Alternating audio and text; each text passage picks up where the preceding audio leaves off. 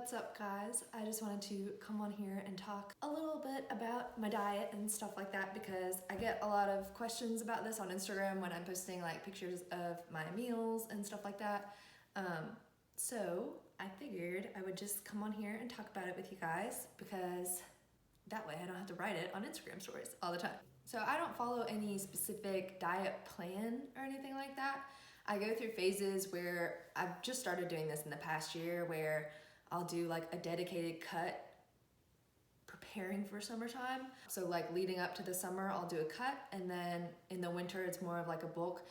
But my bulk that I did this past season wasn't a tracked bulk or anything, meaning that I didn't count macros because I just need a break from counting macros sometimes. I took a little break and it is February 10th today? February 12th. It's February 12th today. And so it's about 2 more weeks until Luke and I are gonna start our cut. We agreed March. I kind of like to start a little bit of cardio before him because he can lose like 20 pounds in 2 weeks and it's extremely unfair. So I like to get a little kickstart, but yeah, so our cut is coming up in March. So I figured this would be a good time to just kind of explain what my macros had been like in the past and what I'm planning on doing this year. I did a little bit of a post on it on my Instagram, but it's just so much easier to explain things when I can just talk to you guys. So that's why I figured I could just film this video and answer most of your questions. And then if you have any more questions after I'm done, you can just leave a comment and I'll try to get back to y'all. So let's do this. So I'm just gonna start off and talk about supplements because I feel like this is a widely asked question on my Instagram. I don't take very many supplements. I usually just stick to pre-workout and protein powder. I'm a big believer in the fact that you can get most of your nutrients through the food that you eat, and so supplements should stay supplements, meaning that they're supplemental to the food that you're already eating. So if I feel like I've hit my protein goal for the day and I feel like I've gotten enough sources of protein just through my diet and regular food, then I will opt not to do the protein because at that point I don't need it. But if I have a day where I've kind of left a few sources of protein out, I will be more likely to, when I work out, drink a protein shake right after. Especially if I work out in like the after lunch sort of range where it's like 3 o'clock when I'm finished and it's not really time for me to eat a meal yet. A lot of times I'll throw in a protein shake right after that just to have something on my stomach until dinner. Or a snack, because your girl loves snacks. Y'all already know. Anyways. So yeah, the 2 main supplements that I will take mostly just on the days that I work out, which is 4 days a week, are protein and pre-workout. So pre-workout, I feel like I could not live without. Like pre-workout, when I started taking that, it changed the game for me because the best way to describe it is that, before I was taking pre-workout, I would get about like 30 minutes into my workout and then be like, okay, I'm done. I don't want to do this anymore. Like I have no motivation anymore. I don't have the energy. And it would be really hard to get through that second part of my workout, like the second half. And so when I started taking pre-workout, I just took like some off-brand from Walmart. And it worked fine, but I ended up switching this past year, I believe. And I tried a few different brands out, and just the one that was most effective for me and that I've liked the most is PE Science. And so, yeah, I'd say I've been using their products for about 5 months now, since like October, November.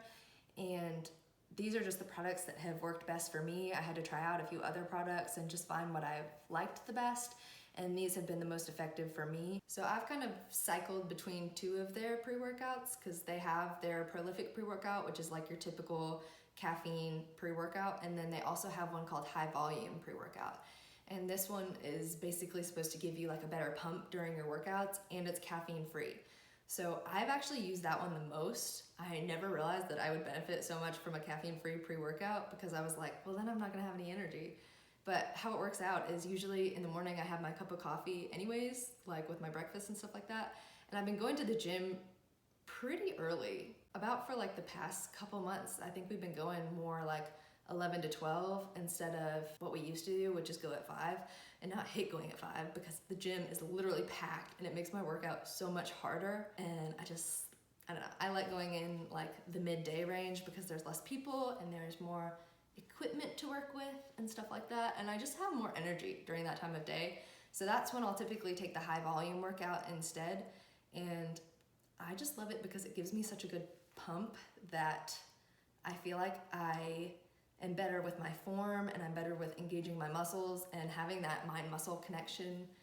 And I don't know, I've just really loved it. So if you get a chance, try it, because I probably use that 70% of the time and prolific the other 30. And you can also stack them. So if you want the pump, but you also need the energy, then you can take both at the same time, which I like. There's options, you know, your girl likes options.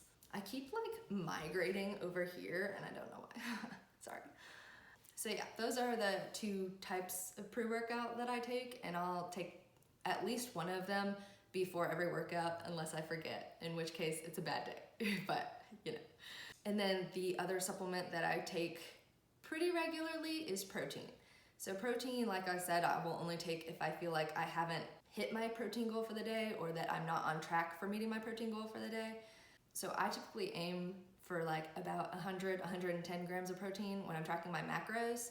I think my goal last year on MyFitness Pal was 105, but once you track your macros for a little while, you kind of figure out what you need to eat in a day to be hitting those macros. So I know from experience by tracking my macros, kind of what I need to be eating to hit that protein goal. And so I can tell if I've missed a big protein source in one of my meals and I've decided just to have like plain regular oatmeal or something like that, then I know I'm probably gonna need a protein shake later in the day. That way I can hit my protein goal and build my muscles.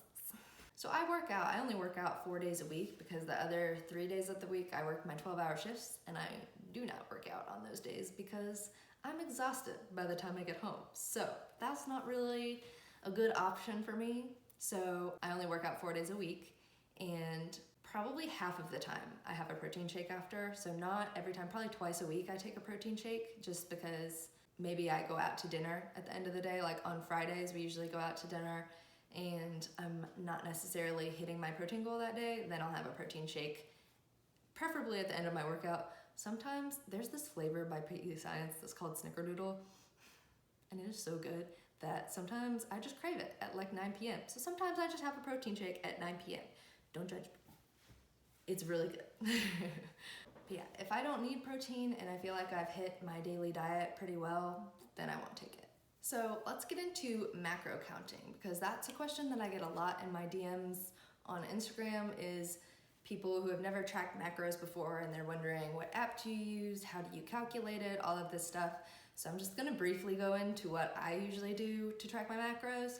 Last season in like April, I think we started tracking macros. That was my first really dedicated season of cutting. But yeah, that was the first time I had tracked my macros regularly for like months in a row. I typically find that I don't need to track every single day, because a lot of times I'll make meals for the week and I'll eat kind of the same thing throughout the week. So that's really helpful because I can track them once and then I know how I'm hitting them each day after that. But yeah, I'll go into how you do all that first. So the first thing that I would do is find an online macro calculator. I believe I used Katie Hearn's macro calculator, so you can literally just Google it, like Google macro calculator, and it'll bring up all of these different options, and you just pick one. They're all basically the same, and you enter your information, so it'll ask you like your height and your weight and how active you are on a daily basis, that kind of stuff. And then at the end, it'll ask you what your goals are, so whether you want to lose weight, gain weight, or maintain the same weight. So for when I'm cutting and I'm tracking macros, I put in all my information, how active I am on a daily basis, and then I put I'd like to lose weight. And then it'll do all the work for you and calculate your protein goal, your carb goal, and your fat goal for the day. So basically it'll just give you how many grams of each you want to hit in a day. So it would probably be helpful to get one of those food scales. Depends on how like dedicated you want to get into it. I didn't have those last year and I was just fine, but if you want to be very precise about it, you can get a food scale, and those measure food in grams, so that way you know exactly how much you're eating. I might do that this year, honestly, because sometimes I would like roughly estimate things and I felt like it wasn't exactly accurate. So I just feel like that's helpful. I don't know. But yeah, it'll give you those goals and then you will go into a macro tracking app. I use MyFitness Pal. You don't have to get the premium version or anything. You can just get the free version, and basically it just has categories like you can enter your food for the day. I don't enter my exercise for the day, and that's important because your macro calculator, I can't talk today. Your macro calculator is going to take into account the exercise that you're doing when it asks you how active you are per day. And so if you put the exercise in on MyFitness Pal as well, then it's gonna give you a wrong estimate. So you don't have to put anything in but the food. All I use is the food category on MyFitness Pal. So I'm like over here like on my stool. What am I doing? So on MyFitness Pal, it's gonna have under like the food category, it'll say add breakfast food, add snack food, add lunch food, add dinner food, that kind of thing. You can add in your water too if you want. I don't think that affects any of the calories or anything like that.